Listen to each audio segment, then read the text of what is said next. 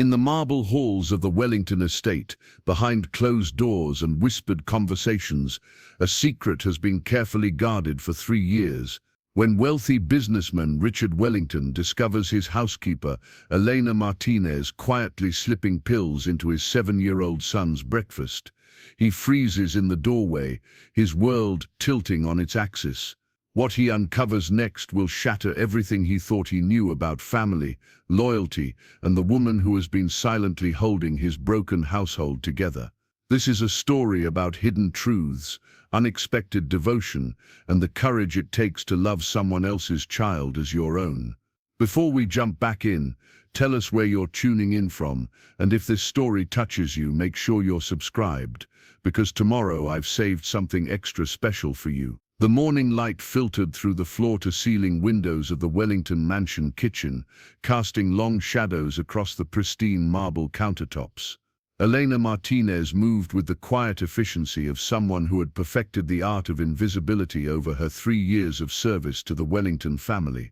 Her hands, weathered from decades of domestic work, carefully measured out the precise dosage of medication she had been administering in secret for longer than she cared to count. 7-year-old Oliver Wellington sat at the breakfast table, his sandy hair catching the morning sun as he picked absently at his scrambled eggs. He was a thin child, almost fragile in appearance, with intelligent green eyes that seemed older than his years. Elena watched him with the careful attention of someone who had learned to read the subtlest changes in his behavior, the way his shoulders slumped when he was having a difficult day, or how his appetite disappeared entirely when the symptoms worsened.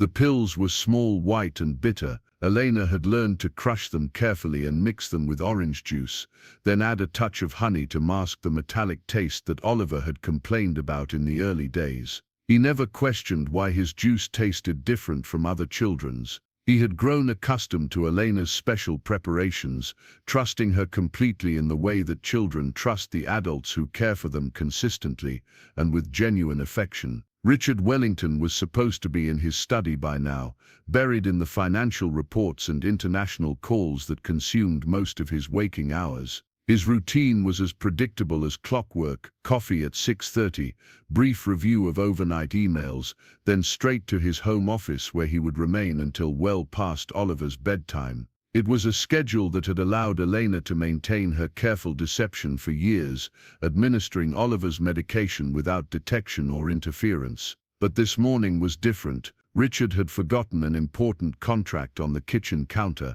a document that required his signature before his 9 o'clock conference call with investors in Tokyo. He moved through the hallway with the purposeful stride of a man accustomed to having his world arranged precisely to his specifications, his Italian leather shoes silent against the polished hardwood floors. As he approached the kitchen doorway, Richard could hear the soft murmur of Elena's voice speaking to Oliver in the gentle, patient tone she reserved for the boy. There was something musical about her accent, the way her words carried the warmth of her native Colombia even when she spoke in careful, measured English. Oliver was responding with the animated chatter of a child describing a dream, his voice bright with the kind of excitement that had become increasingly rare in recent months. Richard paused at the threshold, his hand reaching for the doorframe as he prepared to enter and retrieve his forgotten papers. But something in the scene before him made him freeze, his breath catching in his throat as he witnessed something that would fundamentally alter his understanding of his own household.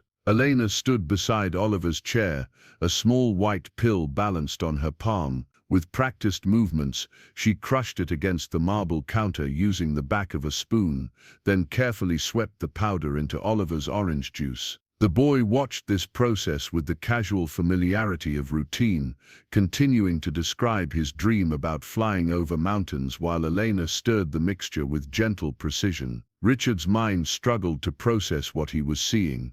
The medication was unfamiliar to him, nothing that had been prescribed by Oliver's pediatrician during their routine visits. His son appeared healthy, if somewhat smaller and more delicate than other children his age, but Richard had attributed this to genetics rather than any underlying medical condition. The sight of Elena secretly administering unknown medication to his child sent a surge of protective fury through his chest, followed immediately by a cold wave of confusion and betrayal. For several long moments, Richard remained motionless in the doorway, watching as Elena handed the juice to Oliver with an encouraging smile.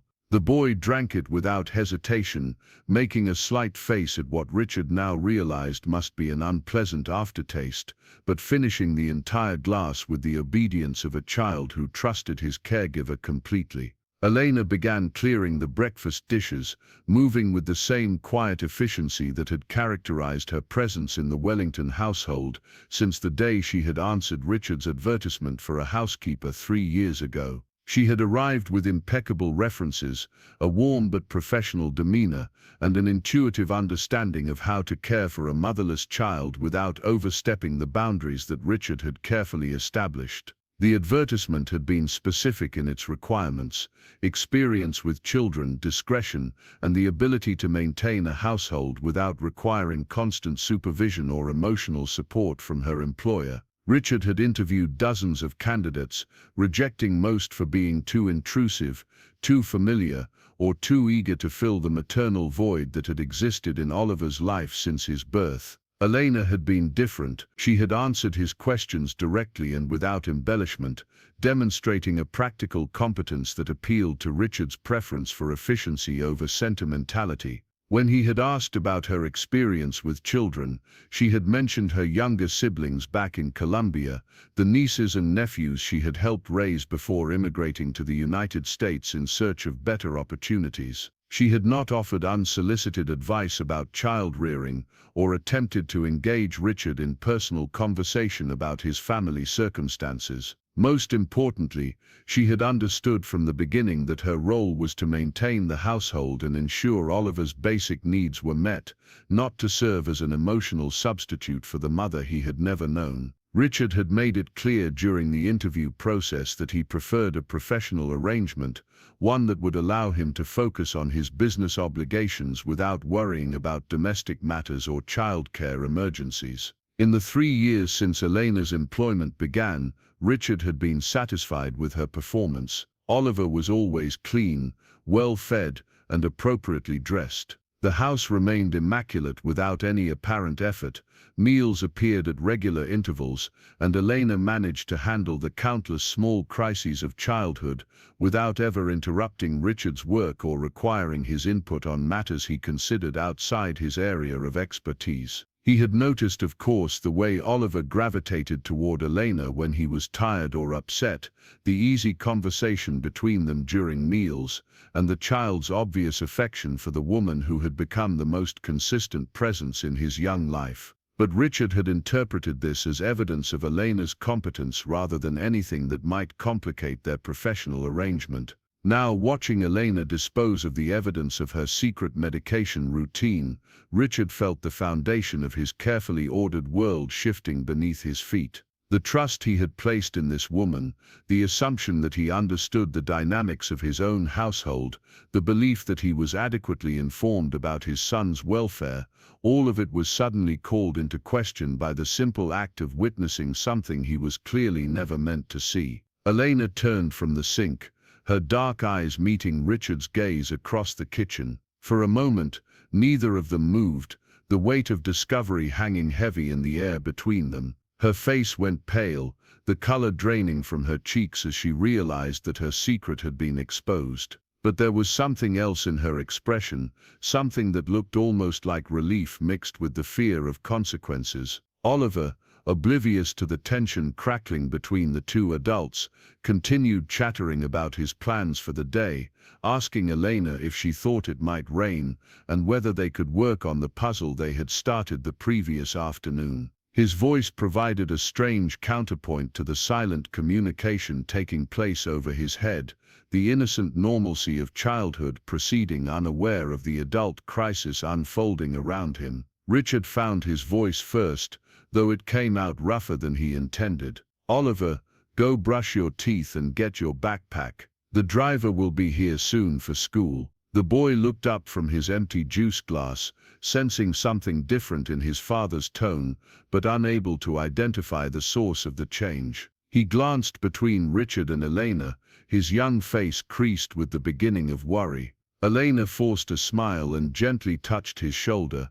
"Go ahead, Mio. I will check your backpack to make sure you have everything for your science project. Oliver nodded and slipped down from his chair, pausing to hug Elena around the waist before trotting out of the kitchen toward the staircase that led to his bedroom. His footsteps echoed through the house, growing fainter as he climbed to the second floor, leaving Richard and Elena alone with the truth that had just been revealed. The silence stretched between them, heavy with unspoken questions and unacknowledged fears. Elena remained by the sink, her hands gripping the edge of the counter as if it might anchor her against whatever storm was about to break. Richard stepped fully into the kitchen, his forgotten contract temporarily dismissed from his mind as he struggled to formulate the questions that needed to be asked. "How long?"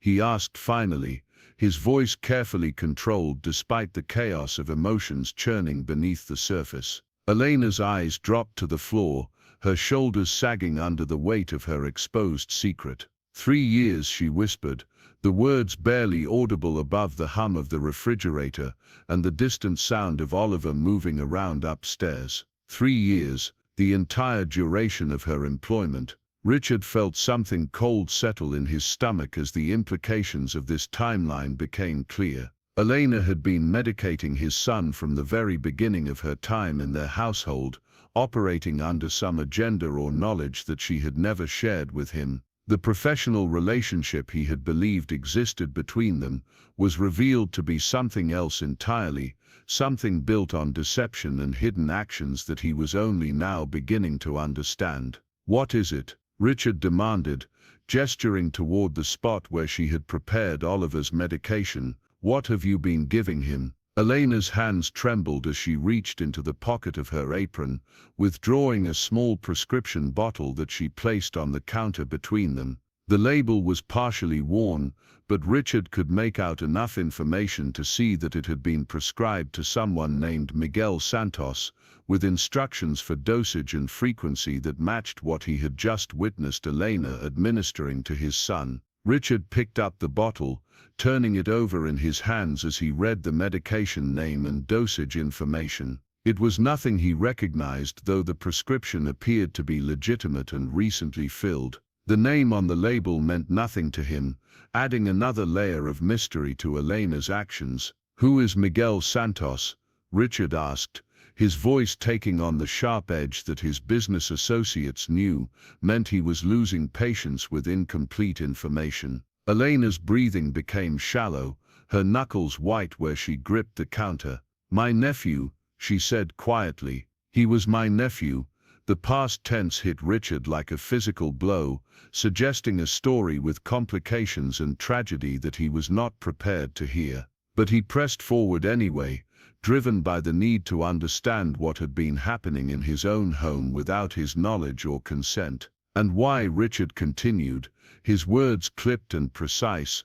"Are you giving his medication to my son?" The question hung in the air between them, carrying implications that neither of them was ready to fully confront. Elena's eyes filled with tears that she blinked back rapidly, her professional composure warring with emotions that she had clearly been suppressing for a very long time. Before Elena could answer, the sound of Oliver's feet on the stairs announced his return to the main floor of the house. Both adults immediately straightened, their expressions shifting to mask the intensity of the conversation that had been interrupted. Elena quickly slipped the prescription bottle back into her apron pocket, while Richard moved to retrieve his forgotten contract from the counter where it lay beside Oliver's empty breakfast plate. Oliver appeared in the kitchen doorway with his backpack slung over one shoulder and his hair still slightly damp from hurried toothbrushing. He looked between the two adults, his green eyes bright with the enthusiasm of a child looking forward to another day of school and play.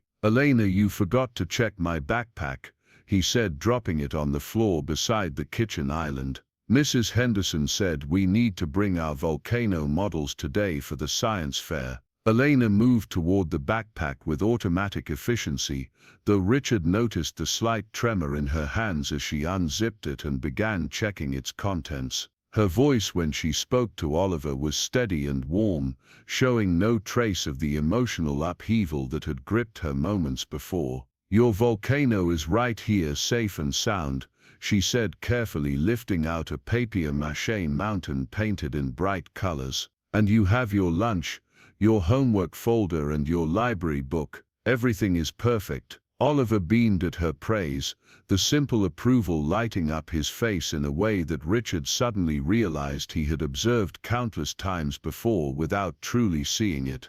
There was a connection between Elena and his son that went far beyond the professional relationship Richard had assumed existed, a bond built on small daily interactions and genuine affection that had developed outside his awareness. The sound of a car in the driveway announced the arrival of Oliver's driver, prompting a flurry of last-minute preparations. Elena helped Oliver into his jacket, checked his pockets for his house key and emergency contact card, and handed him his lunch bag with the same careful attention to detail that characterized all her interactions with the boy. "Have a wonderful day at school, Neo," she said, using the Spanish endearment that Richard had heard her use with Oliver countless times before. "I will be here when you get home, and we can finish our puzzle if you like." Oliver hugged her goodbye, a gesture so natural and automatic that Richard realized it must be part of their daily routine. The boy then turned to his father, offering a more formal but still affectionate farewell before heading out to meet his driver. As the sound of the car pulling away faded into the distance, Richard and Elena were left alone once again with the weight of their interrupted conversation. The normalcy of the morning routine had provided a temporary reprieve, but now the questions that had been raised demanded answers. Elena began clearing away the last of the breakfast dishes, her movements mechanical and subdued. Richard watched her work, noting details about her demeanor and behavior that he had never paid attention to before. The way she handled Oliver's belongings with special care, the familiarity with which she navigated his preferences and routines, the obvious affection in her voice when she spoke to him, all of it suggested a relationship that had evolved far beyond what Richard had contracted for when he hired her. "We need to talk," Richard said finally, his voice cutting through the domestic sounds of Elena's cleaning routine. "And I need the complete truth this time." Elena nodded without looking up from the dishes she was washing, her shoulders tense with the knowledge that the secret she had guarded so carefully was about to be fully exposed. Whatever her reasons for medicating Oliver without Richard's knowledge, whatever story lay behind the prescription bottle in her pocket, it was about to be revealed whether she was ready or not. Richard gestured toward the small breakfast nook where Oliver had eaten his morning meal, its windows overlooking the garden where Elena often took the boy to play in the afternoons. It seemed like an appropriate setting for a conversation that would determine not only Elena's future employment, but also the fundamental understanding of how Richard's household had been functioning during the 3 years of her tenure. As they sat across from each other at the small table, Richard felt the weight of impending revelation settling over them both. The professional distance he had maintained with Elena was about to be shattered by whatever truth she was preparing to tell him. And somewhere in the back of his mind, he realized that his relationship with his own son might also be fundamentally altered by what he was about to learn. Elena folded her hands in her lap, her dark eyes meeting Richard's gaze with a mixture of resignation and determination. The secret that had shaped her daily interactions with Oliver for 3 years was finally going to be spoken aloud, and neither of them could predict what consequences would follow from its revelation. The morning sun continued to stream through the kitchen windows, illuminating the space where countless small deceptions had taken place, where medication had been secretly administered, and where a bond had formed between a housekeeper and a motherless child that transcended the boundaries of employment.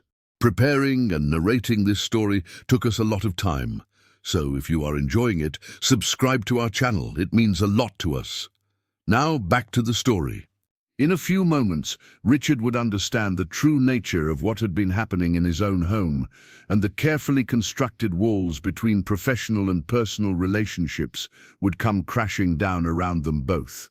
Elena took a deep breath, her fingers nervously adjusting the edge of her apron as she prepared to tell Richard Wellington a story that would challenge everything he thought he knew about his son, his household, and the woman he had trusted to care for the most precious thing in his life. The kitchen fell silent, except for the ticking of the antique clock on the wall, marking the seconds until Elena would begin to speak, and Richard's world would be forever changed by the truth about why she had been hiding his son's medication for 3 long years. Richard leaned back in his chair, his businessman's instincts warring with a growing sense of dread about what he was about to discover. The prescription bottle in Elena's pocket seemed to burn with significance, carrying secrets about his son's health and welfare that had been kept from him by the woman he had trusted most. Elena's story was about to unfold, and with it would come revelations about love, loyalty, and the lengths to which one person would go to protect a child who was not legally or biologically her own.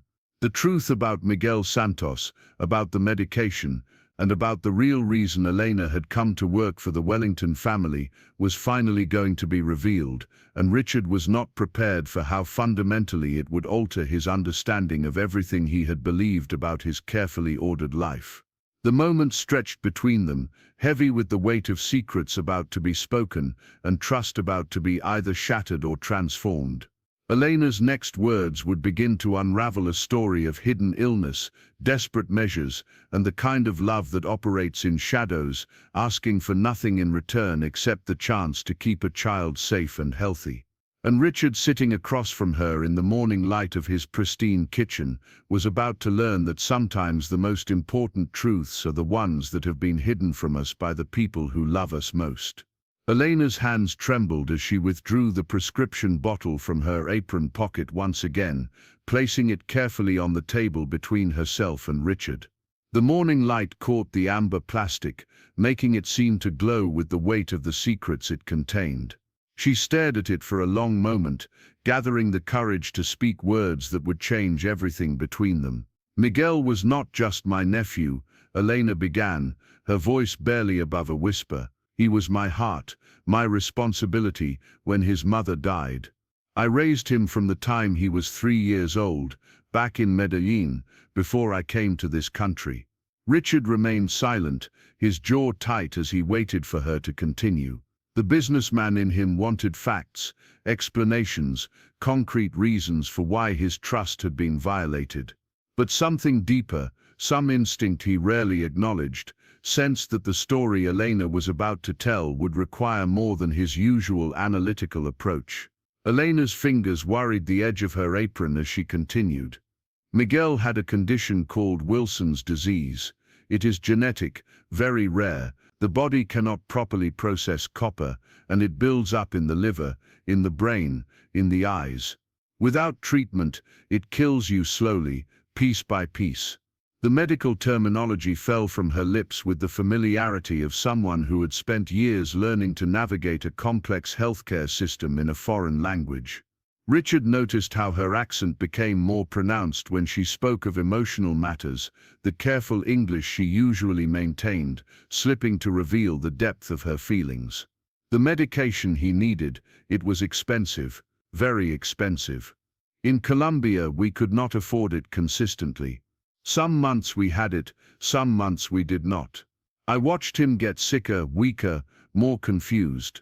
The copper was poisoning his brain, and I was helpless to stop it. Elena paused, her dark eyes distant as she remembered. "I brought Miguel to the United States when he was 14. I had saved for 2 years, working 3 jobs, selling everything I owned. The plan was simple: bring him here, get him proper medical care, find work to pay for his treatment. The American doctors, they said if we had caught it earlier, if he had been on medication consistently from childhood, he would have lived a normal life." Richard felt something cold settle in his stomach as he began to understand where Elena's story was leading. The prescription bottle on the table seemed to pulse with significance, and he found himself looking at Elena with new eyes, seeing not just his employee but a woman who had crossed an ocean to save a child's life. "But we were too late," Elena continued, tears now flowing freely down her cheeks. The damage to Miguel's brain was already too severe. Even with the best treatment, even with the medication he needed, he lasted only 6 months after we arrived. He died in a hospital in Los Angeles, far from everything he knew, with only me beside him. The kitchen fell silent except for the sound of Elena's quiet weeping.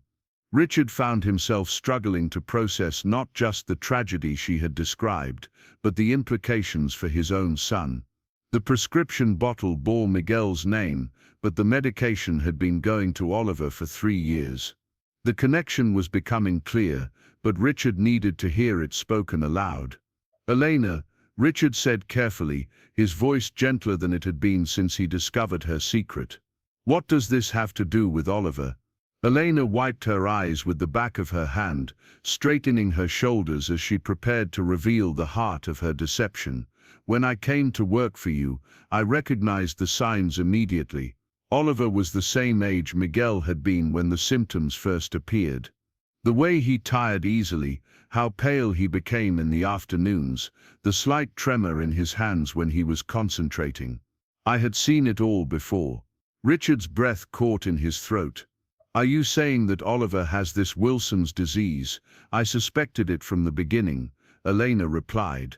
"The genetic markers, the physical signs, the way his development seemed slightly delayed compared to other children his age. But I was just a housekeeper.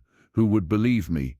Who would listen to an immigrant woman with no medical training making diagnoses about a wealthy man's son?" The accusation in her words stung Richard more than he cared to admit. She was right, of course. If Elena had come to him 3 years ago with concerns about Oliver's health based on her experience with her deceased nephew, he would have dismissed her observations as the overreach of an employee who had forgotten her place. The thought made him feel sick. "So you decided to medicate him yourself," Richard said, not quite a question but not quite an accusation either. Elena nodded, her chin lifting slightly in defiance despite her tears. "I could not watch another child die from this disease when I knew how to prevent it. Miguel's medication was still valid for another year after he passed. The doctors had given us extras, samples, backup supplies in case we could not afford to refill the prescription. I had enough to last several months, and by then I had learned how to navigate the system, how to get more." Richard stared at her, trying to reconcile the woman he thought he knew with the person sitting across from him now. Elena had not simply been his housekeeper for 3 years. She had been practicing medicine without a license, making medical decisions about his son based on her own tragic experience, operating an elaborate deception right under his nose. "You could have killed him," Richard said, though his voice lacked the conviction he expected to feel. "Giving medication prescribed for someone else, dosing a child based on your suspicions rather than actual medical testing. Elena, you could have poisoned my son." "I could have," Elena agreed quietly, "but I also knew what would happen if I did nothing. I had watched Wilson's disease destroy Miguel's body and mind. I had held him while he seized, cleaned him when he lost control of his bodily functions, spoken to him when he no longer recognized my face. I would rather risk giving Oliver medication he might not need than watch him suffer the same fate as my nephew." The moral complexity of Elena's choice hit Richard like a physical blow. She had violated every boundary he had established, lied to him daily for 3 years, and made medical decisions about his child without his knowledge or consent. But she had done it all out of love, out of a desperate desire to prevent another tragedy based on her own devastating experience. "How do you even know it was working?" Richard demanded. "How could you tell if the medication was helping, or if you were just imagining improvements?" Elena reached into her other apron pocket and withdrew a small notebook, its pages filled with careful handwriting in both English and Spanish. She opened it to reveal charts, observations, detailed records of Oliver's symptoms, behavior, and responses to the medication over the course of 3 years. "I documented everything," Elena said, sliding the notebook across the table to Richard. His energy levels, his appetite, his sleep patterns, his cognitive development, his motor skills. I compared his progress to what I remembered about Miguel at the same age before the disease advanced. I researched everything I could about Wilson's disease, learned about proper dosing for children, monitored him for side effects. Richard flipped through the pages, stunned by the meticulous nature of Elena's record-keeping. Every day for 3 years was documented, with notes about Oliver's mood, physical condition, and overall well-being. There were charts tracking his growth, his academic performance, his social development. It was more thorough than anything Richard had ever seen from Oliver's actual pediatrician. You see, Elena continued, pointing to specific entries in the notebook, when I started giving him the medication, Oliver was having episodes where he would become very tired, very pale. His hands would shake, and he had trouble concentrating on his schoolwork. After 3 months of treatment, these episodes became less frequent. After 6 months, they almost disappeared entirely. Richard studied the charts Elena had created, trying to make sense of the medical terminology and observations she had recorded. There was a clear pattern of improvement documented over time, but he was not qualified to interpret whether this represented actual medical progress or simply the normal development of a growing child. "Why didn't you say anything?" Richard asked, looking up from the notebook. "If you genuinely believed Oliver was sick, if you had this documentation, why didn't you ever tell me what you suspected?" Elena's expression hardened slightly, a flash of something that might have been anger or frustration crossing her features. "Would you have listened? Would you have taken the word of your housekeeper over your expensive doctors? Or would you have fired me for overstepping my boundaries and found someone else who would simply do the cooking and cleaning without asking questions about your son's welfare?" The questions hung in the air between them, unanswered because they both knew what the truth was. Richard would not have listened. He would have been offended by Elena's presumption, irritated by her interference in matters he considered outside her expertise. He would have seen her concerns as evidence that she was becoming too emotionally involved with Oliver, crossing professional lines that needed to be maintained. "I tried once," Elena continued, her voice growing stronger as she spoke. "About 6 months after I started working here, Oliver had an episode at school where he became very dizzy and had to lie down in the nurse's office. When you came home that evening, I mentioned that I thought we should have his blood tested, check his liver function. Do you remember what you told me?" Richard searched his memory, trying to recall a conversation from nearly 3 years ago. Slowly, fragments began to return. Elena had mentioned something about Oliver's health, and he had dismissed her concerns as the overprotectiveness of someone who was not actually responsible for making medical decisions about his child. "I told you that Oliver's healthcare was handled by qualified professionals and that your job was to keep house, not to practice medicine," Richard said slowly, the memory returning with uncomfortable clarity. "Exactly," Elena replied. "And you made it very clear that bringing up such concerns again would result in the termination of my employment. So I stopped talking about it. But I did not stop caring about Oliver's welfare, and I did not stop giving him the medication that was keeping him healthy." Richard closed the notebook and pushed it back across the table, feeling the weight of his own failures as a father settling heavily on his shoulders. He had hired Elena to take care of Oliver's daily needs so that he could focus on his business interests without distraction. But in delegating responsibility for his son's welfare, he had also abdicated his role as the person most responsible for ensuring Oliver's health and safety. "Show me," Richard said finally. "Show me how you give it to him. I want to understand exactly what you've been doing."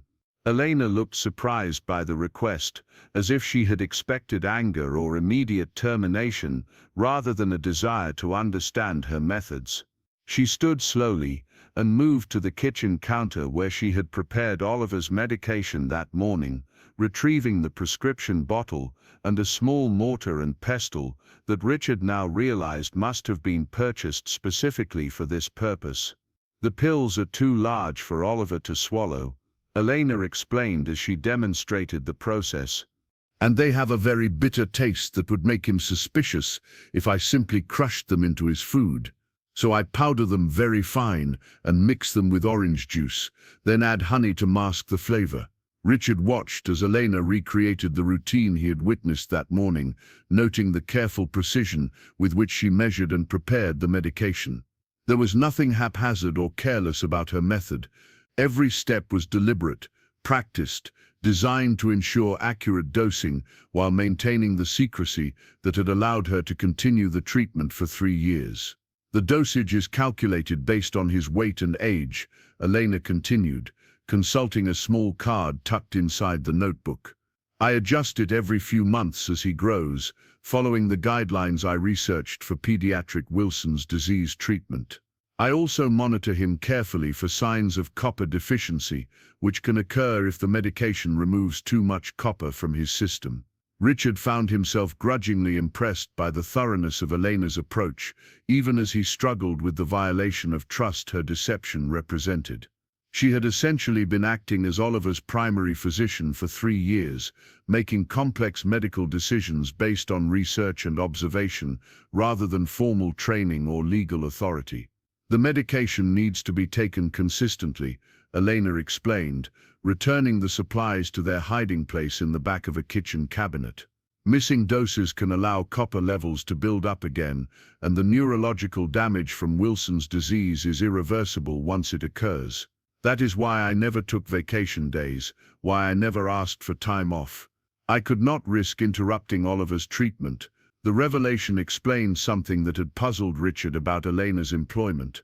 In 3 years, she had never requested a single day off, never called in sick, never asked for vacation time or personal leave. He had attributed this to her dedication to her job, but now he understood that she had been trapped by the secret she was keeping, unable to leave Oliver's side without risking his health. "What happens now?" Elena asked, her voice small and uncertain. "Will you fire me? Will you call the police? I know what I did was illegal, but I could not let Oliver suffer when I knew how to help him." Richard looked at Elena, really seeing her for perhaps the first time since she had come to work for his family.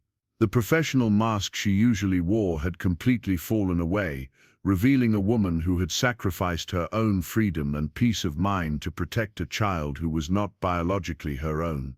She had committed herself to Oliver's welfare in a way that Richard himself had never done, taking responsibility for his health and development that went far beyond any job description or employment contract. "I don't know," Richard admitted. "I need to have Oliver properly tested, need to confirm whether your diagnosis is correct.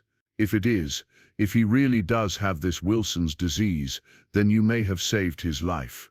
But if you're wrong, if you've been medicating a healthy child for 3 years based on a misdiagnosis, then I will accept whatever consequences you decide are appropriate." Elena finished for him.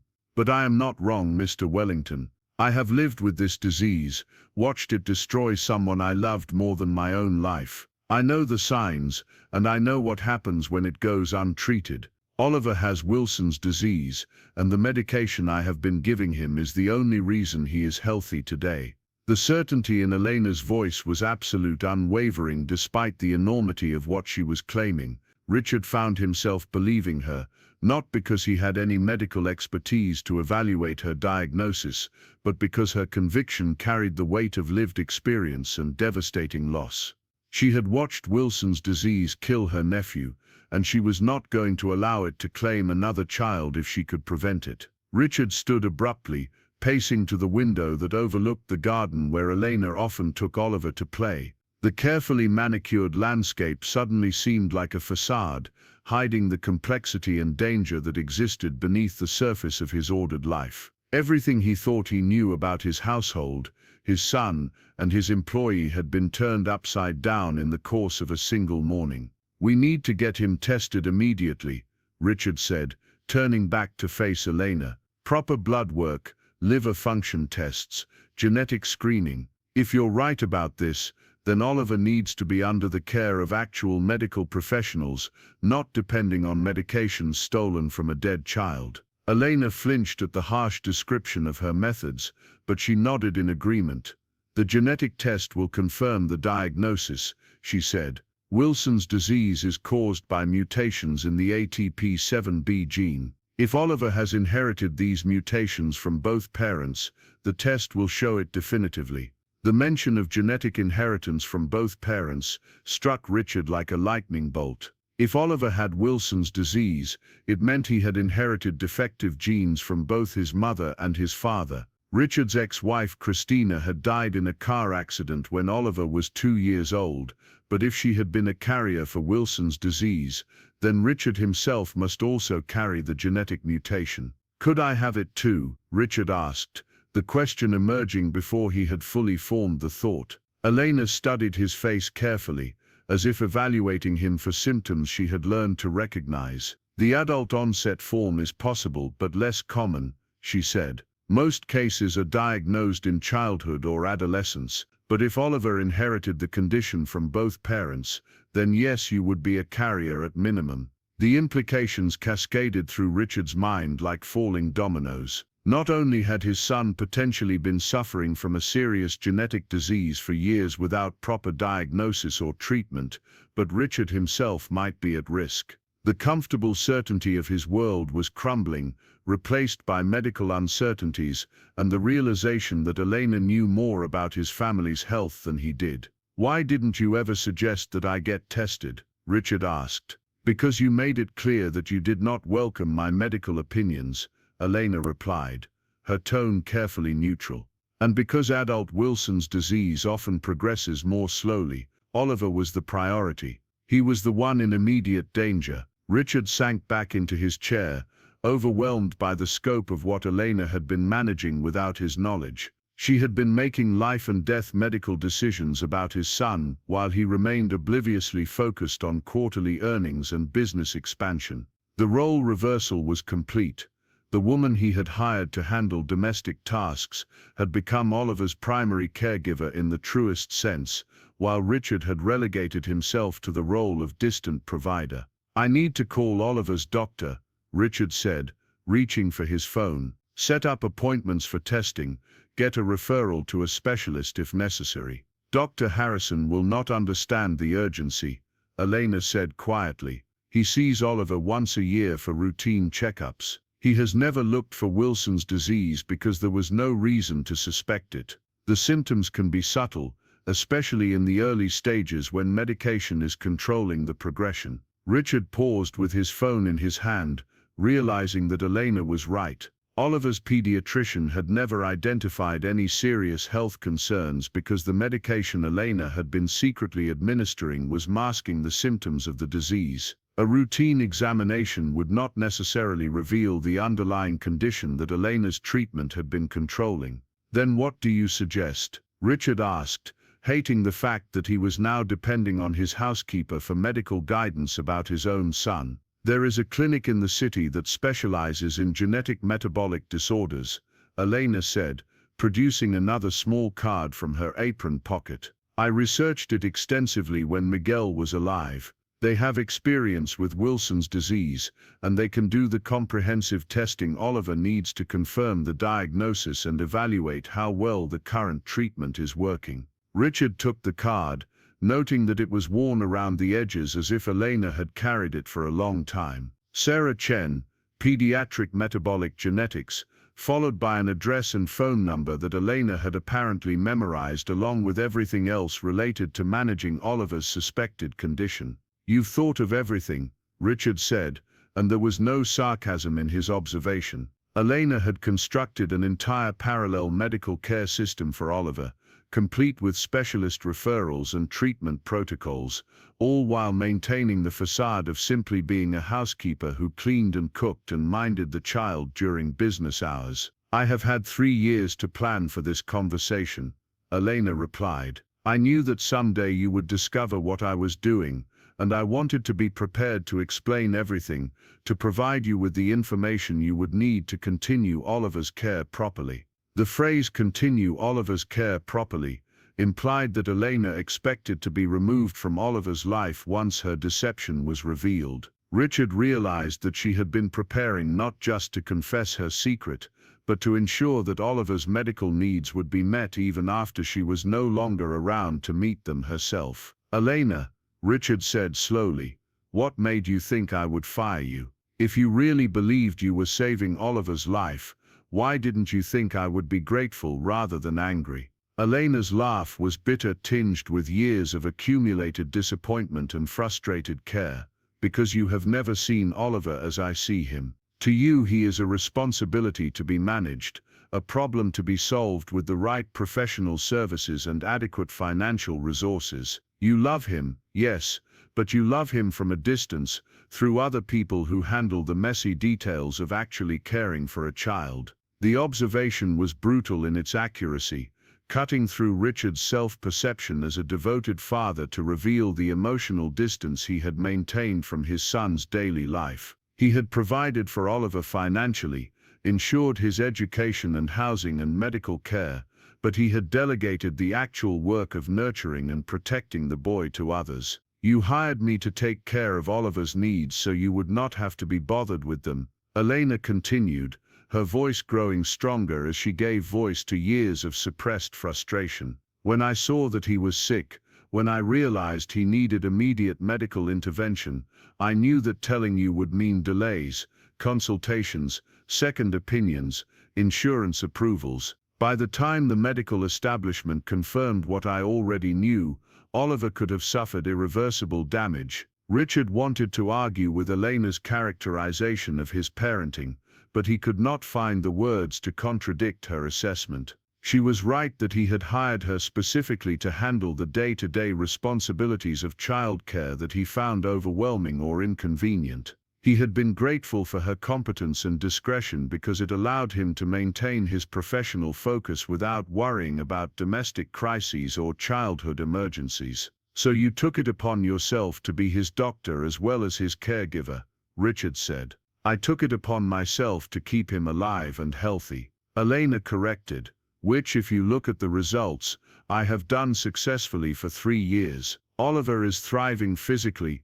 academically, and emotionally. He is not suffering from the symptoms of Wilson's disease because I have been treating it consistently and carefully. Can you say the same about any aspect of his care that you have managed personally?" The challenge in Elena's words was unmistakable, and Richard found himself unable to meet it. She was right that Oliver appeared healthy and happy, that his development seemed normal, that he showed no signs of the neurological deterioration that Elena described as characteristic of untreated Wilson's disease. If Elena's diagnosis was correct, then her intervention had quite literally saved Oliver's life. "I want to see all of it," Richard said finally. "All your research, all your documentation, everything you've learned about Wilson's disease and Oliver's treatment. If we're going to move forward with proper medical care, I need to understand what you've been doing and why." Elena nodded and stood, moving toward the stairs that led to her small apartment above the garage. "I have files, medical journals, research papers, correspondence with specialists who treated Miguel. Everything I used to educate myself about managing this condition. You are welcome to review it all." As Elena headed upstairs to gather her materials, Richard remained seated at the kitchen table, staring at the prescription bottle that had started this entire revelation. The name Miguel Santos was still visible on the worn label, a reminder of the tragedy that had motivated Elena's secret intervention in Oliver's life. Richard thought about Oliver as he had seen him that morning, cheerful and energetic, excited about his school science project, affectionate with Elena, in a way he had never been with his own father. If Elena was right, if Oliver really did have Wilson's disease, then the child's health and normal development were entirely due to her covert medical care. The implications were staggering. Richard had spent 3 years believing he was adequately caring for his son through proper professional channels, while in reality, Oliver's well-being had depended entirely on the secret actions of a woman Richard had seen only as domestic help. The reversal of authority and responsibility was complete.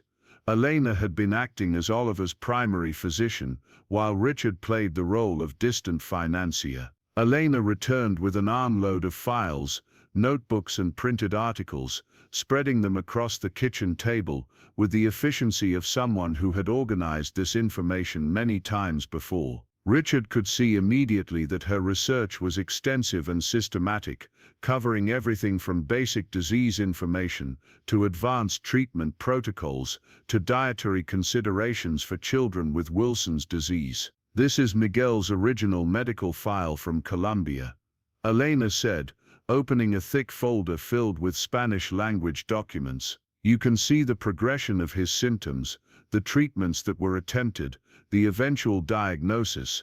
And this, she added, opening another folder, is everything I could find about pediatric Wilson's disease treatment in the United States. Richard began reviewing the materials Elena had assembled, struggling with the medical terminology, but gradually understanding the scope of the disease Elena believed Oliver was suffering from. Wilson's disease was indeed serious, potentially fatal if left untreated, and the medication Elena had been administering was exactly what legitimate medical sources recommended for managing the condition in children. "The genetic test will be definitive," Elena said, pointing to an article about Wilson's disease diagnosis. "But even without the test, Oliver's response to treatment confirms the diagnosis. A healthy child would not have shown the same improvements from this medication that Oliver has demonstrated over the past 3 years." As Richard continued reading, he began to understand that Elena's secret treatment of Oliver was not the reckless endangerment he had initially assumed it to be. Her methods were based on legitimate medical research, her dosing calculations were appropriate for Oliver's age and weight, and her monitoring of his response to treatment was more thorough than anything Richard had seen from Oliver's actual pediatrician.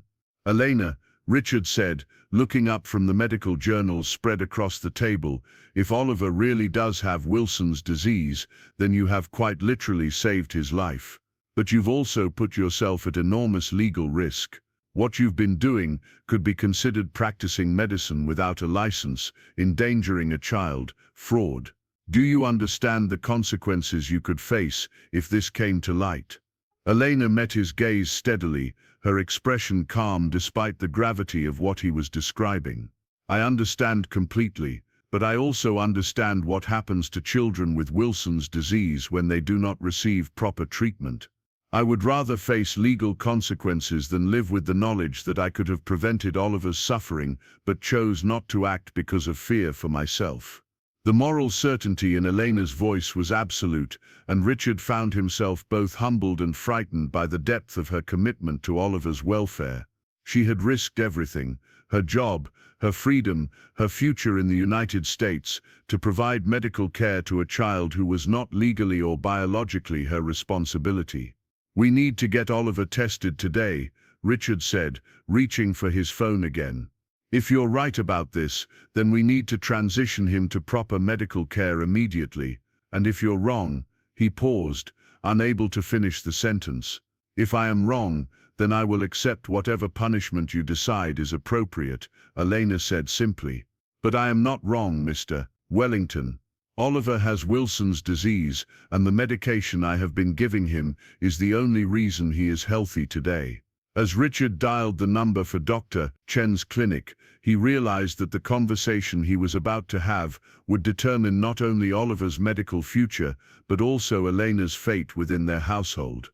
The woman who had been caring for his son with such dedication and expertise was also the woman who had violated his trust and made medical decisions without his knowledge or consent. The phone rang once, twice, 3 times before a receptionist answered.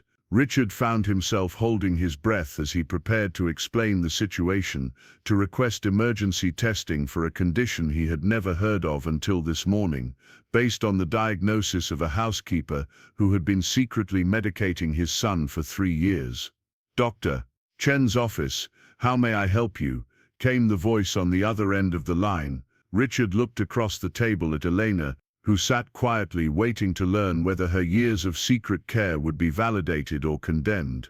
In a few hours, they would know definitively whether Oliver had Wilson's disease, whether Elena's diagnosis was correct, and whether the elaborate deception she had maintained was an act of love or a dangerous delusion.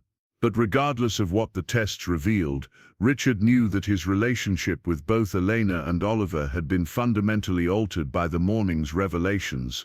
The carefully maintained boundaries between employer and employee, between professional and personal relationships, had been shattered by the truth about how his household had really been functioning for the past 3 years. Elena had shown him that love sometimes requires breaking rules, that protecting a child might mean violating trust, and that the most important medical decisions in Oliver's life had been made not by qualified professionals, but by a woman who had learned about Wilson's disease through the most devastating possible education, watching it kill someone she loved. The pediatric genetics clinic occupied an entire floor of the children's hospital downtown, its waiting room filled with worried parents and children of various ages. Richard sat stiffly in an uncomfortable chair, his hands clasped tightly in his lap as he watched Oliver play quietly with building blocks at a small table nearby. Elena had accompanied them, though she remained standing near the windows, maintaining the professional distance that had characterized their relationship for 3 years, despite the intimate revelations of the morning. Sarah Chen had agreed to see Oliver immediately after Richard's phone call, her voice growing more concerned as he described Elena's suspicions and the secret medication regimen that had been in place for years. The urgency in the doctor's tone had done nothing to calm Richard's nerves as they made the drive to the hospital, Oliver chattering innocently in the back seat about missing school for what he assumed was a routine doctor's visit. The blood draw had been difficult. Oliver, who had never undergone extensive medical testing, became frightened when multiple vials were required for the comprehensive genetic and metabolic panel Dr. Chen had ordered. Elena had knelt beside the chair, holding Oliver's free hand and speaking to him in soft Spanish, the musical cadence of her native language, somehow more soothing than English in moments of distress. Richard had watched from across the room, feeling helpless and excluded from the comfort his son found in Elena's presence. Now they waited for results that would take several hours to process. The genetic test for Wilson's disease would require even longer, possibly several days, but Dr. Chen had assured them that the initial blood work would provide crucial information about Oliver's liver function and copper levels that could support or contradict Elena's diagnosis. Oliver had grown tired after the blood draw and was now leaning against Elena's legs as she stood by the window, his small body seeking the comfort and security he had always found in her presence. Richard observed this interaction with new eyes, seeing not just the natural affection between a child and his caregiver, but the profound bond that had developed between them over years of daily intimacy and care. Mr. Wellington, a nurse, appeared at the doorway, clipboard in hand. "Dr. Chen would like to speak with you privately before we discuss Oliver's results." Richard felt his stomach clench with anxiety as he followed the nurse down a corridor lined with examination rooms and medical equipment. Private conversations with doctors rarely brought good news, and the solemnity of the nurse's expression did nothing to reassure him about what he was about to hear. Dr. Chen's office was small but comfortable, dominated by a large desk covered with medical journals and family photographs. The doctor herself was younger than Richard had expected, perhaps in her early 40s, with kind eyes behind wire-rimmed glasses and an air of competent professionalism that immediately inspired confidence. "Please sit down," Dr. Chen said, gesturing to a chair across from her desk. "I want to discuss Oliver's test results with you before we bring him back in." Richard settled into the chair, his hands gripping the armrests as he prepared to hear news that would either validate Elena's years of secret care or reveal that his son had been unnecessarily medicated by a woman operating on mistaken assumptions and tragic memories. "Mr. Wellington," Dr. Chen began, her voice carefully measured, "I want you to know that what I'm about to tell you may be difficult to hear, but it's also important that you understand we caught this condition at exactly the right time." The words "caught this condition" hit Richard like a physical blow. Elena had been right. Oliver did have Wilson's disease, and the secret medication regimen that had seemed like such a violation of trust was actually the intervention that had saved his son's life. Oliver's blood work confirms elevated copper levels consistent with Wilson's disease, Dr. Chen continued, consulting the papers spread across her desk.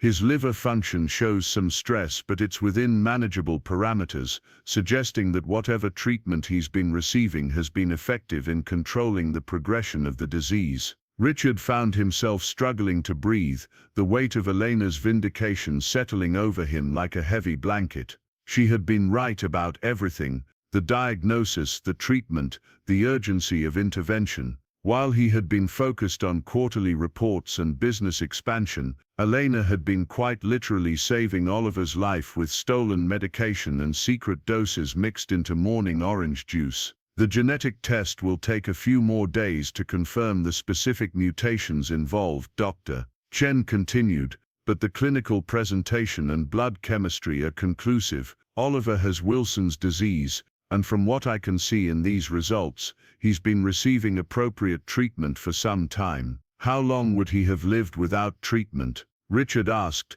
his voice hoarse with emotions he was struggling to control. Dr. Chen's expression grew more serious. Wilson's disease is progressive and ultimately fatal if left untreated. In children, the neurological symptoms typically begin to appear around Oliver's current age, and once significant brain damage occurs, it's irreversible. Based on his current test results, I would estimate that Oliver has perhaps 6 months to a year before serious complications would have developed. 6 months to a year. Elena's intervention had not simply improved Oliver's quality of life, it had prevented his death from a genetic disease that would have slowly destroyed his liver and brain, while Richard remained obliviously focused on his business concerns. The magnitude of what Elena had done, the responsibility she had shouldered in silence, was staggering. I need to ask you about the treatment Oliver has been receiving, Dr. Chen said, her tone becoming more clinical. The medication levels in his blood suggest consistent, appropriate dosing over an extended period. This isn't something that happened by accident or through casual intervention. Richard hesitated, unsure how much to reveal about Elena's deception without exposing her to legal consequences for practicing medicine without a license. But Dr. Chen's next words made it clear that medical ethics required full disclosure regardless of the personal cost. Mr. Wellington, I need to understand exactly how Oliver has been receiving treatment so I can ensure continuity of care and proper medical oversight going forward. If there's been any irregularity in how his medication has been obtained or administered, I need to know about it now. The weight of the moment settled on Richard's shoulders as he realized that protecting Elena from legal consequences might require lying to the doctor who would be responsible for Oliver's future medical care. But the truth about Elena's secret treatment was also the key to understanding what had kept Oliver healthy for 3 years, information that Dr. Chen needed to provide the best possible care going forward. Oliver's medication has been administered by our housekeeper, Richard said finally, choosing his words carefully. Elena Martinez, she has personal experience with Wilson's disease and recognized Oliver's symptoms based on that experience. She's been giving him medication and monitoring his condition for approximately 3 years. Dr. Chen's eyebrows rose slightly, but her expression remained professional rather than judgmental. I see, and this treatment was undertaken without medical supervision or prescription. That's correct, Richard admitted, feeling the full weight of his failure as a parent settling on him. Elena tried to discuss her concerns with me early in her employment, but I dismissed them. She took it upon herself to provide treatment based on her own research and experience. Mr. Wellington, Dr. Chen said gently, I want you to understand that while this situation is highly irregular, your housekeeper may have saved Oliver's life. Wilson's disease requires immediate intervention once symptoms begin to appear, and the window for preventing permanent damage is often quite narrow. If Elena recognized the signs and initiated appropriate treatment, she acted in Oliver's best medical interests even if her methods were unconventional. The relief that washed over Richard was profound, but it was complicated by the realization that Elena had risked everything to provide medical care that he, as Oliver's father, had failed to recognize was necessary. The professional boundaries he had insisted on maintaining had nearly cost his son his life, while Elena's willingness to cross those boundaries had saved him. "What happens now?" Richard asked. "With Oliver's treatment, I mean, and with Elena's involvement in his care, Doctor." Chen leaned back in her chair, considering the complex medical and personal dynamics involved in Oliver's situation. Medically, Oliver needs to continue on chelation therapy to remove excess copper from his system. We'll need to adjust his medication to pharmaceutical-grade prescriptions and establish regular monitoring to ensure optimal dosing. The treatment Elena has been providing appears to be working well, so we don't want to make any drastic changes that might disrupt his progress. The phrase "the treatment Elena has been providing" carried an implicit acknowledgement of Elena's role as Oliver's primary medical caregiver for the past 3 years. Chen was speaking about Elena not as an unqualified interloper, but as someone whose intervention had been medically appropriate and beneficial. As for Elena's continued involvement, Dr. Chen continued, "That's really a family decision rather than a medical one. But I will say this, Wilson's disease requires consistent medication administration, careful dietary management, and close monitoring for side effects and complications. Oliver will need someone in his daily environment who understands his condition and can ensure compliance with treatment protocols. If Elena has been successfully managing his care for 3 years, she clearly has the knowledge and dedication necessary to continue in that role." Richard nodded slowly, understanding that Dr. Chen was diplomatically suggesting that Elena's dismissal could actually be detrimental to Oliver's medical care.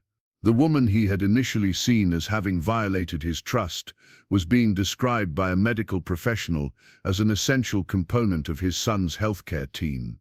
"I'd like to speak with Elena directly about Oliver's treatment history," Dr. Chen said. "Her observations and documentation will be valuable in establishing his baseline condition and treatment response.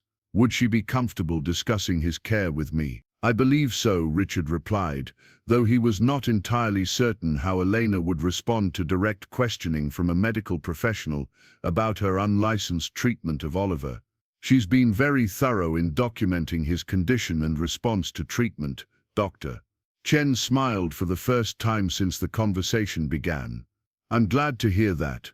Detailed records will be invaluable in transitioning Oliver to formal medical care. It sounds like Elena has been providing excellent clinical observation, even without formal training."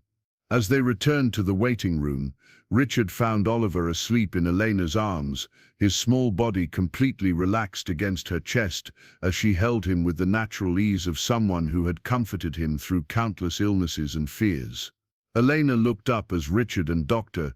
Chen approached, her dark eyes searching Richard's face for some indication of what the test results had revealed. "Elena," Richard said softly, not wanting to wake Oliver, but needing her to understand what they had learned. "Dr. Chen would like to speak with you about Oliver's treatment. The tests confirm that you were right about everything." The relief that crossed Elena's face was profound, followed immediately by tears that she tried to blink back without disturbing the sleeping child in her arms.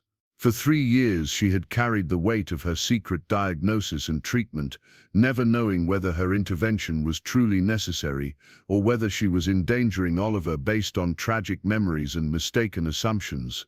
"You saved his life," Richard continued, his voice thick with emotions he was still struggling to process.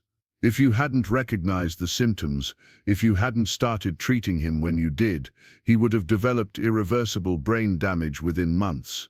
Elena's tears flowed more freely now, a release of years of accumulated stress and fear about the consequences of her deception. She had been prepared to face legal prosecution, job loss and deportation if her actions were deemed criminal rather than medical. Instead, she was being told that her secret intervention had prevented a tragedy that would have destroyed not only Oliver, but also Richard's ability to live with the knowledge that his son's death could have been prevented. Chen knelt beside Elena's chair, her professional demeanor softening as she addressed the woman who had been serving as Oliver's unlicensed physician for 3 years. "Elena, I understand you have extensive documentation of Oliver's condition and treatment. Would you be willing to share that information with me? It will help ensure continuity of care as we transition him to formal medical supervision." Elena nodded, carefully adjusting Oliver's position in her arms. "I have everything at home. Charts, observations, research, medication schedules. I documented every day for 3 years because I knew that someday you would need to understand what I had done and why." The conversation that followed was unlike anything Richard had ever witnessed. "Doctor?" Chen questioned Elena with the respect and attention typically reserved for medical colleagues, seeking detailed information about Oliver's symptoms, treatment response, and overall development under Elena's care. Elena answered with precision and depth, demonstrating a thorough understanding of Wilson's disease and its management that rivaled that of trained medical professionals.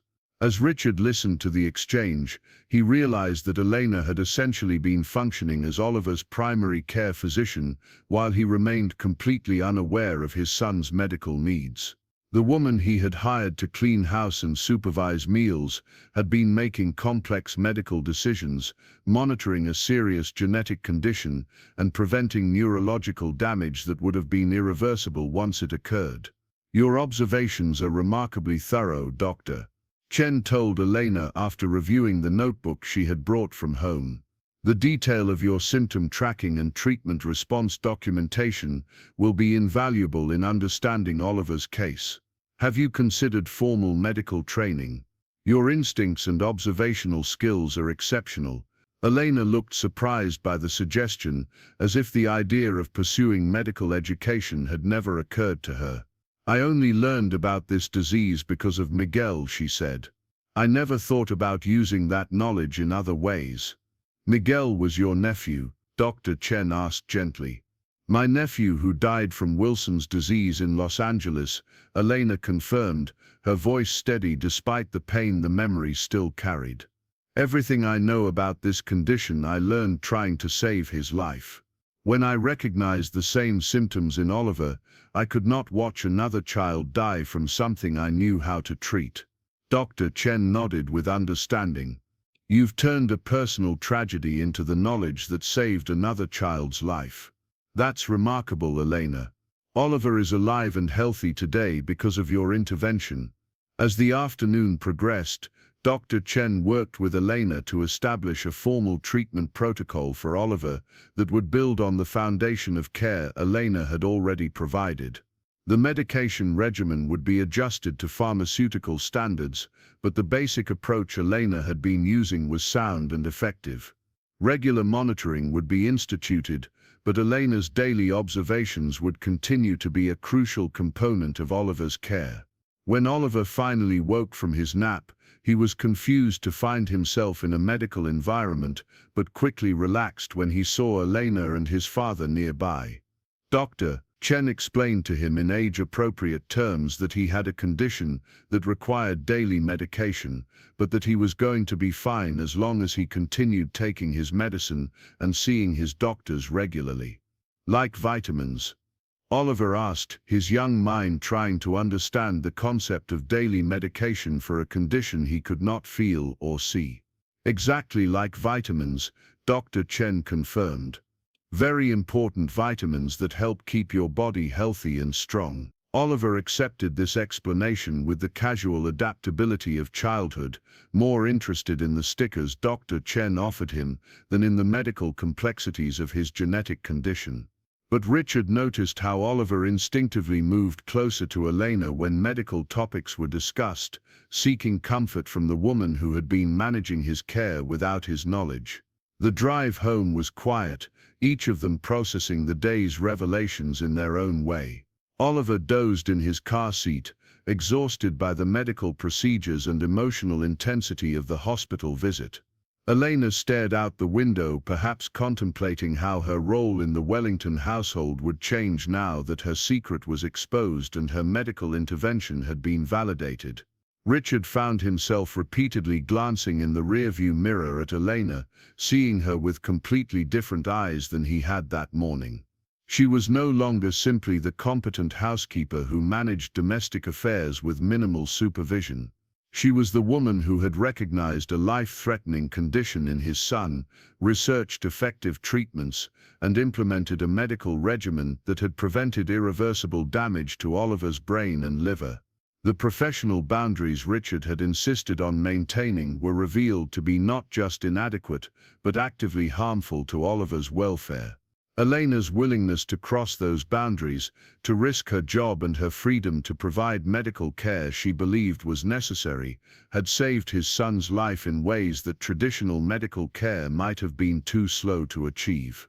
As they pulled into the driveway of the Wellington estate, Richard realized that everything about their living arrangement would need to be reconsidered. Elena could not continue to be treated as domestic help when she had been functioning as Oliver's primary healthcare provider for 3 years. The knowledge and dedication she had demonstrated demanded recognition and respect that went far beyond her original job description. "Elena," Richard said as they entered the house, Oliver running ahead to play with toys he had missed during the hospital visit, "we need to talk about your role here, about what happens next." Elena paused in the entryway, her hands folded in front of her as she waited to learn whether her employment would continue despite the vindication of her medical intervention. The courage that had enabled her to secretly treat Oliver for 3 years seemed to falter in the face of potential changes to the life she had built caring for him. "I understand if you need to hire someone with proper medical training," Elena said quietly. "I know that what I did was illegal, even if it helped Oliver. I am prepared to accept whatever consequences you decide are appropriate." Richard looked at Elena, really seeing her for perhaps the first time since she had come to work for his family. The woman who had answered his advertisement for a housekeeper had revealed herself to be someone capable of making life-and-death medical decisions, someone willing to sacrifice her own security for the welfare of a child who was not legally or biologically her responsibility. "Elena," Richard said, his voice carrying a weight of emotion he had not expressed in years, "you didn't just save Oliver's life, you've shown me what it means to truly care for a child, to put their needs above everything else, including your own safety and security. I don't want to hire someone with medical training to replace you. I want to ensure that you have the support and recognition you need to continue caring for Oliver in the way you've been doing all along." The conversation that followed would reshape not only Elena's employment status, but also the fundamental dynamics of the Wellington household. Richard found himself apologizing for the professional distance he had maintained, acknowledging that his insistence on boundaries had nearly prevented the intervention that saved Oliver's life. Elena, for her part, struggled to accept that her years of deception and medical intervention were being viewed as acts of heroism rather than violations of trust. The guilt and fear she had carried for 3 years did not disappear easily, even in the face of medical validation and Richard's newfound appreciation for her role in Oliver's life.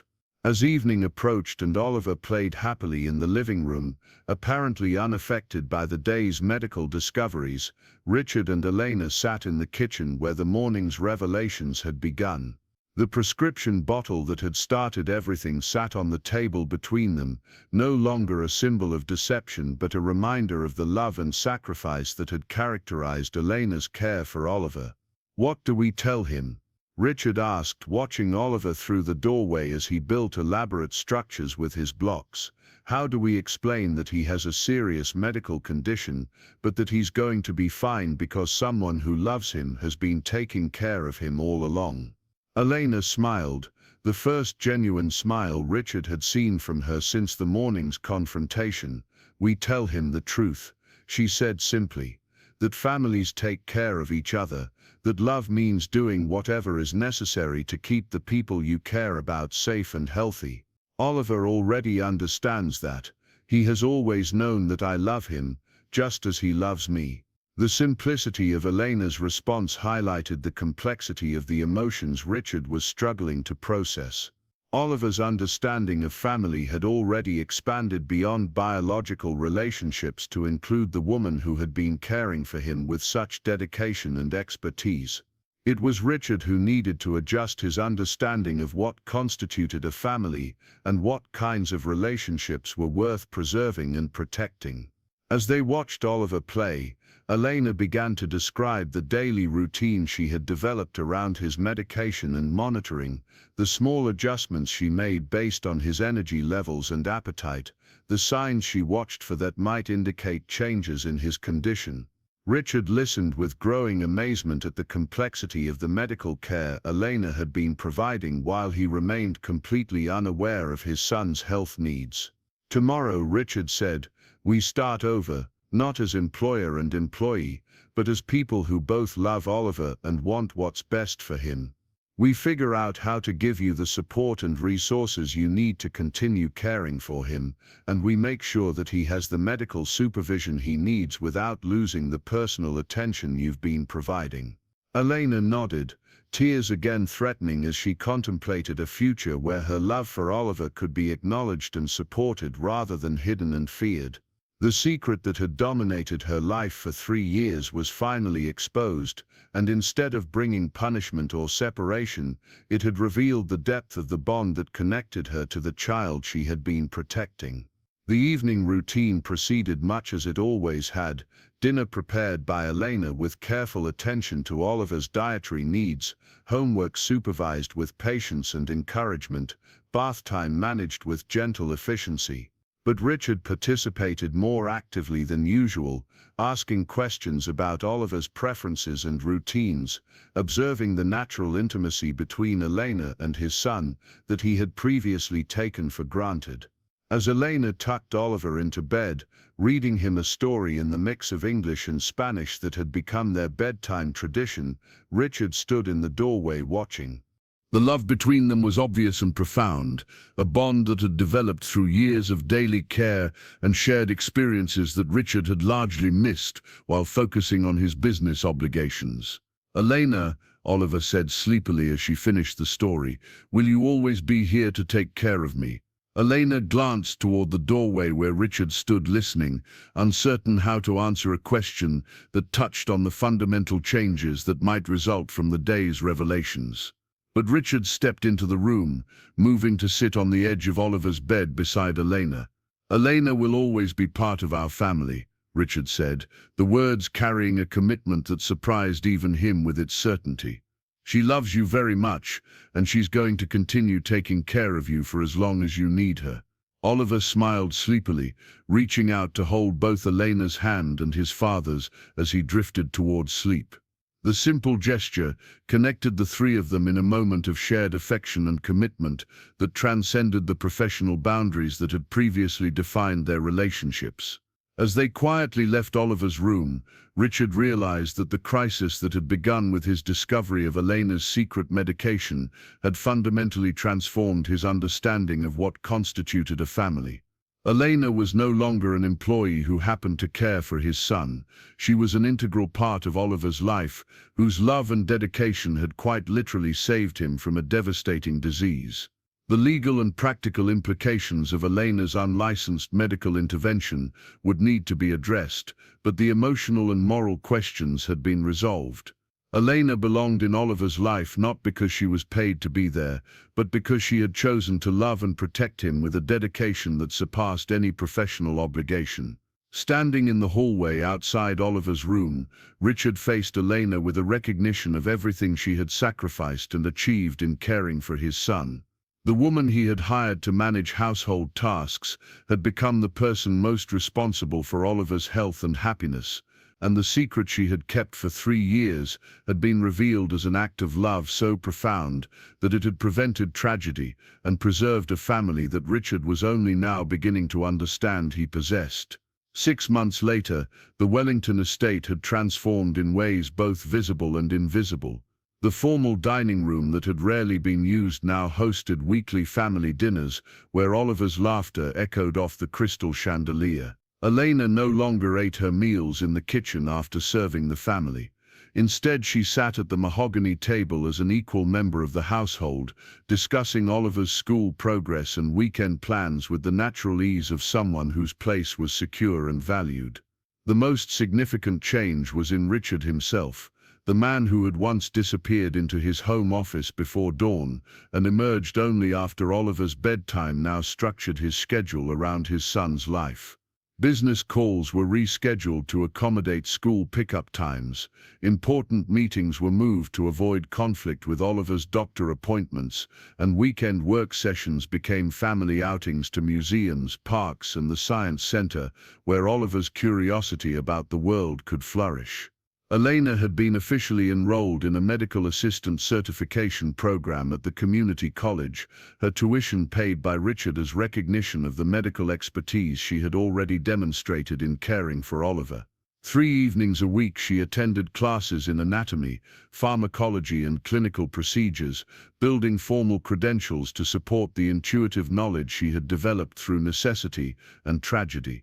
Chen had written a letter of recommendation that spoke glowing of Elena's observational skills and dedication to patient care, though it diplomatically avoided mentioning the unconventional circumstances under which those skills had been developed. Oliver's health continued to improve under the combined care of Elena's daily attention and Dr. Chen's medical supervision. His copper levels had stabilized within normal ranges, his liver function test showed consistent improvement, and the neurological assessments that had initially revealed subtle signs of the disease now showed no evidence of progression or damage. The boy who might have faced severe disability or death without treatment was thriving academically, socially, and physically. The legal complications that Richard had initially feared never materialized. Dr. Chen had been discreet in her reporting, focusing on Oliver's positive response to treatment rather than the irregular circumstances of his care. Elena's immigration status had been quietly regularized through Richard's connections, transforming her from a woman living in fear of deportation to someone with a clear path to permanent residency and eventual citizenship. But perhaps the most profound change was in the relationship between Richard and Elena themselves. The professional distance that had once characterized their interactions had been replaced by genuine partnership in Oliver's care and upbringing. They collaborated on decisions about his education, discussed his emotional development with the insight of two people who loved him deeply, and shared the daily responsibilities of parenting in a way that neither had expected when Elena first answered the advertisement for a housekeeper. The transformation had not been without challenges. Richard struggled with guilt over the years he had missed being truly present in Oliver's life, and Elena occasionally retreated into the formal deference that had protected her during her years of secret caregiving. But Oliver himself served as a bridge between them, his natural affection for both adults creating a family dynamic that transcended traditional definitions of employee and employer relationships. On a crisp autumn evening, Richard found himself in the kitchen helping Elena prepare dinner while Oliver worked on homework at the breakfast table nearby. The domesticity of the scene would have been unimaginable 6 months earlier, when rigid boundaries had kept Richard isolated in his study while Elena managed all aspects of household life. Now they moved around each other with comfortable familiarity, Elena teaching Richard the intricacies of Oliver's dietary requirements, while he shared details about the trust fund he was establishing to ensure Elena's financial security and Oliver's continued medical care. "The lawyers have finalized the paperwork," Richard said, sliding a thick envelope across the counter to Elena. "The trust will cover Oliver's medical expenses, your educational costs, and provide security for both of you regardless of what happens to my business interests." Elena paused in her preparation of Oliver's evening medication, the routine that had once been secret now performed openly as part of their shared responsibility for his health. She looked at the envelope with the wariness of someone who had learned not to trust gifts that seemed too generous to be genuine. "This is not necessary," Elena said quietly. "You already pay for my classes. You have given me a place in this family." I do not need your money to love Oliver or to care for him properly. Richard smiled at her response, recognizing the fierce independence that had enabled Elena to navigate immigration, loss and years of clandestine medical care without asking for help or recognition. But he also understood that Oliver's future required security beyond good intentions and emotional bonds. It's not about what you need, Richard replied. It's about ensuring that Oliver's care never depends on my business success or my personal circumstances. You've shown that you're willing to sacrifice everything for his welfare. I want to make sure you never have to make those sacrifices again. The conversation was interrupted by Oliver's announcement that he had finished his math homework and was ready for his evening medication. The routine had become as natural as brushing teeth or reading bedtime stories, with Oliver understanding that his daily medicine was simply part of staying healthy and strong. Elena measured out his dose with the precision she had perfected over years of secret administration, but now Oliver helped by getting his special cup and adding the honey that made the bitter taste bearable. Elena, Oliver said as he swallowed his medication, Sarah at school asked why you're not my real mom if you take care of me like moms do. What should I tell her? The question hung in the air with the weight of all the complex emotions and relationships that had evolved in the Wellington household. Elena knelt beside Oliver's chair, taking his hands in hers as she considered how to explain the bonds that connected them. What do you think, Memu? Elena asked gently. What makes someone a real mom? Oliver thought seriously about the question, his young face creased with concentration. I think real moms are people who love you and take care of you when you're sick and help you with hard things and make you feel safe, he said finally. Then you can tell Sarah that you have a real mom, Elena replied, tears threatening as she spoke. Maybe I didn't carry you in my body like some moms do, but I have carried you in my heart every day since I met you. Richard watched this exchange from across the kitchen, overwhelmed by the depth of love and commitment he witnessed between Elena and Oliver. The child who had once been simply his biological offspring had become part of something larger and more complex, a family built on choice rather than obligation, on daily acts of care rather than legal documents. The evening proceeded with the comfortable rhythms they had established over months of learning to live as a genuine family unit.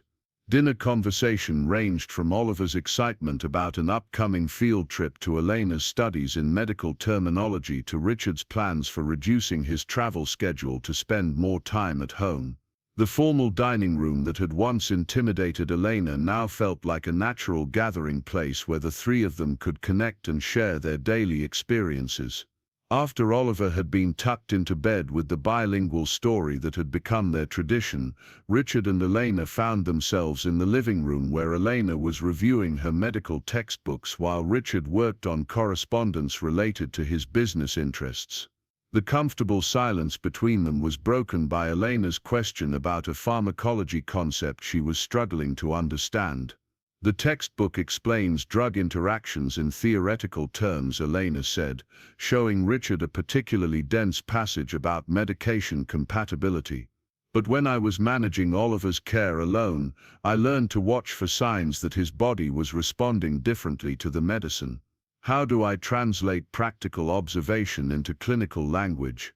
Richard looked at the textbook passage Elena was studying, realizing that she was trying to bridge the gap between the intuitive knowledge that had saved Oliver's life and the formal medical education that would give her credentials to help other children in similar situations.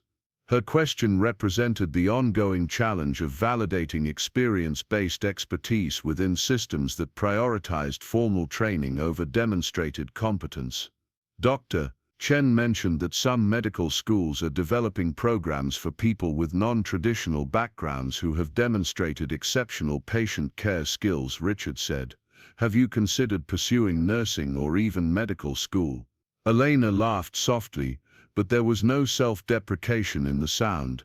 6 months ago I was terrified that caring for Oliver would result in deportation or imprisonment. Now you suggest I could become a doctor. Life changes in ways we cannot predict. The observation carried weight beyond Elena's personal circumstances.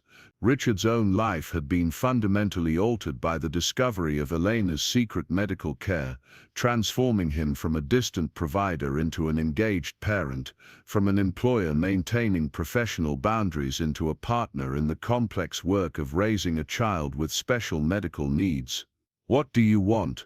Richard asked, genuinely curious about Elena's aspirations now that her immediate fears about legal consequences and job security had been resolved. "If you could design your future without worrying about practical limitations, what would it look like?" Elena set aside her textbook and considered the question seriously. "I want to help children like Oliver, children whose parents might not recognize the signs of rare diseases or might not have access to proper medical care. I want to use what I learned from Miguel's death and Oliver's recovery to prevent other families from experiencing unnecessary loss." The clarity and purpose in Elena's response revealed the transformation that had occurred in her own understanding of her capabilities and potential. The woman who had once seen herself as simply a domestic worker had discovered that her experience with Wilson's disease had given her knowledge and skills that could benefit other families facing similar medical challenges. "Then that's what we'll make happen," Richard said with the decisive tone that had served him well in business negotiations. "Medical school, nursing school, whatever path will give you the credentials to do the work you're passionate about. Oliver needs you in his life, but other children need you too." The conversation continued late into the evening as Elena described her growing interest in genetic counseling and pediatric medicine, fields where her combination of personal experience and clinical training could help families navigate rare disease diagnoses and treatment options. Richard found himself energized by Elena's vision of her future, recognizing that supporting her professional development was not just an obligation but an opportunity to extend the positive impact she had already had on their family. As the months continued to pass, the Wellington household settled into routines that reflected their evolved understanding of family and responsibility. Richard's business continued to thrive, but his priorities had shifted to allow for greater involvement in Oliver's daily life and Elena's educational pursuits. Elena excelled in her medical coursework, often bringing insights from her hands-on experience with Oliver's care that impressed her instructors and classmates. Oliver himself seemed to flourish in the environment of open affection and shared responsibility that had replaced the formal household structure of his early childhood. His academic performance improved, his social confidence grew, and his understanding of his medical condition developed in age-appropriate ways that empowered rather than frightened him. He spoke proudly of Elena's studies, boasted to classmates about having two parents who both know about medicine, and displayed the security of a child who had never doubted that he was loved and protected. The anniversary of Richard's discovery of Elena's secret medication passed quietly, marked only by a family dinner where Oliver presented Elena with a handmade card thanking her for keeping me healthy when I didn't even know I was sick. The simple gesture captured the gratitude that Richard himself struggled to express adequately, appreciation for Elena's willingness to risk everything to protect a child who had become the center of all their lives. Dr. Chen's regular checkups continued to show excellent progress in Oliver's condition, with his copper levels remaining stable and his liver function continuing to improve. The neurological assessments that had initially revealed subtle signs of Wilson's disease now showed no evidence of progression, confirming that Elena's early intervention had prevented the irreversible damage that characterized untreated cases of the genetic disorder. Oliver is essentially a success story for early intervention in Wilson's disease, Dr. Chen told Richard and Elena during one of their quarterly appointments. His case will likely be included in medical literature as an example of how prompt treatment can prevent the serious complications associated with this condition. The irony was not lost on any of them that Oliver's case would be cited as an example of excellent medical care, when in reality his treatment had been provided by an unlicensed housekeeper using medications prescribed for her deceased nephew. But Dr. Chen's diplomatic approach to documentation had focused on outcomes rather than methods, ensuring that Oliver's medical record reflected the successful management of his condition without exposing Elena to legal scrutiny. As Elena prepared to graduate from her medical assistant program and begin pursuing nursing school, Richard realized that their household had become something he had never intended to create, a genuine family built on mutual respect, shared responsibility and unconditional love. The professional boundaries that had once seemed so important had been revealed as barriers to the kind of authentic relationships that made life meaningful and children thrive. The legal adoption papers that Richard had quietly prepared remained unsigned in his desk drawer, not because he had changed his mind about Elena's place in their family, but because their relationship had evolved beyond the need for legal recognition of bonds that were already unbreakable. Elena was Oliver's mother in every way that mattered, and Richard was learning to be a father worthy of the trust both Elena and Oliver had placed in him. On Oliver's 8th birthday, the celebration reflected the transformation of their family dynamic. The party was held not in the formal rooms of the estate, but in the garden where Elena had taught Oliver to identify plants and insects, where Richard had learned to play catch and build sandcastles, where the three of them had discovered that happiness could be found in simple moments of connection and shared joy. As Oliver blew out his candles, his wish silently spoken but clearly felt by everyone present, Richard found himself overwhelmed by gratitude for the chain of events that had brought them to this moment. Elena's tragic loss of Miguel had led to her recognition of Oliver's condition, her courage in providing secret treatment had saved his life, and Richard's discovery of her deception had ultimately created the foundation for genuine family bonds that none of them had expected to find.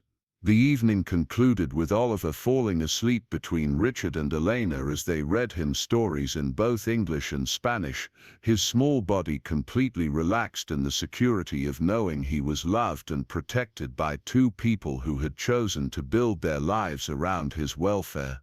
The prescription bottle that had once hidden Elena's secret now sat openly on the kitchen counter beside vitamins and other routine medications, a symbol of how transparency and trust had replaced deception and fear in their household.